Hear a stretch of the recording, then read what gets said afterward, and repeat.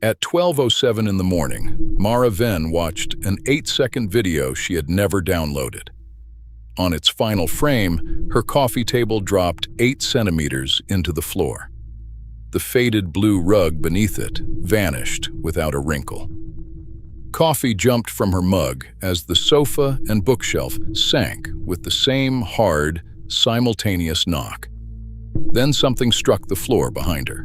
A brass token was spinning beneath the ceiling, although the plaster above it was smooth and unbroken. Mara did not touch the token. She stared instead at the laptop, still balanced on the shortened table. The file had appeared in her downloads after she finished an ordinary captioning job. It contained no voices and no title she recognized. The picture showed a dim room from floor level, the camera aimed at a blank ceiling. During the last half-second, a crescent crossed by a vertical scar flashed in the compression noise. Then the image went black.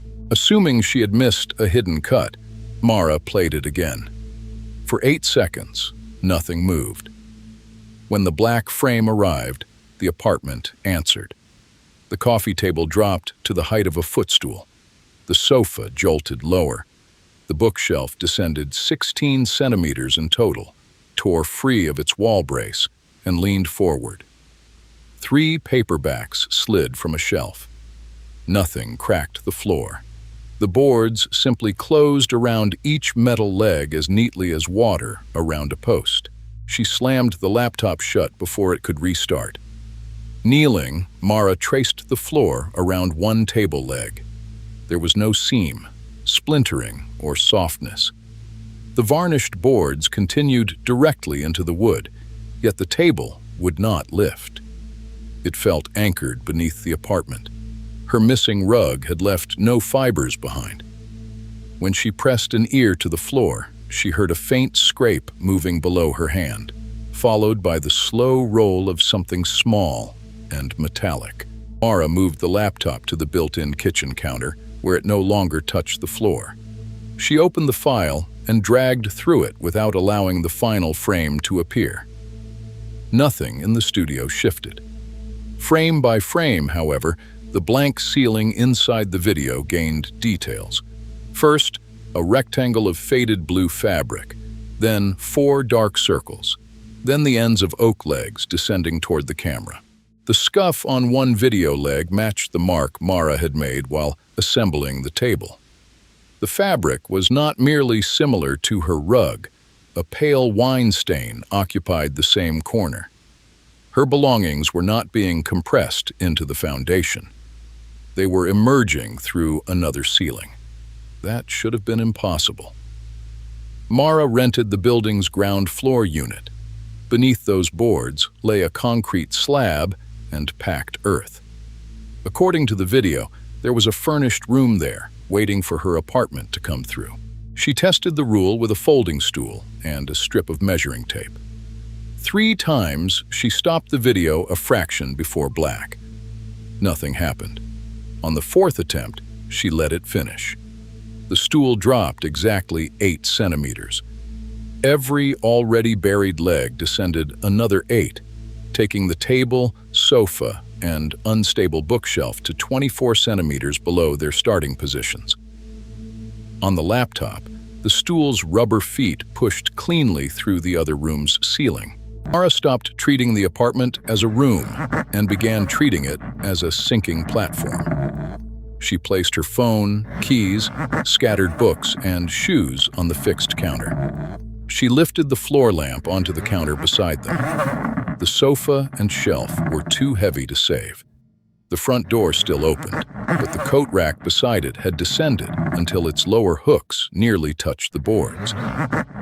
Mara packed a bag without once setting it down. Only then did she pick up the brass token. It was warm. One face carried no number or language, only a shallow crescent split by a single straight groove, the shape that had flickered at the end of the file. Above her, 4 dim circles had appeared in the ceiling paint. They formed a rectangle roughly the size of a dining chair. When Mara stepped sideways, One of the circles made a dry, cracking sound.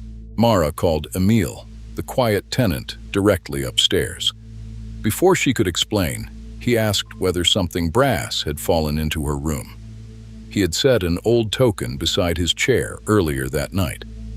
At 12:07, he said, a strange 8-second video had opened on his tablet. When it ended, the token disappeared into his floor. Mara looked from the object in her palm to the 4 circles above her. "Do not let it reach black again," Mara told him. Silence followed. Then Emil admitted he had replayed it while trying to understand where the token went. He thought he had stopped in time. Mara watched the 4 circles darken. A dusting of paint drifted downward without leaving holes. On the counter, her laptop's paused image showed her own table hanging from the ceiling below, as if the building contained an endless stack of receivers. The effect arrived before Emil finished speaking. 4 wooden chair legs extended 8 centimeters from Mara's ceiling, passing through intact paint as cleanly as her furniture passed through the floor. A hanging plant's pot appeared nearby, its lowest curve protruding like an amber moon. Soil remained contained above. Mara backed onto the kitchenette counter.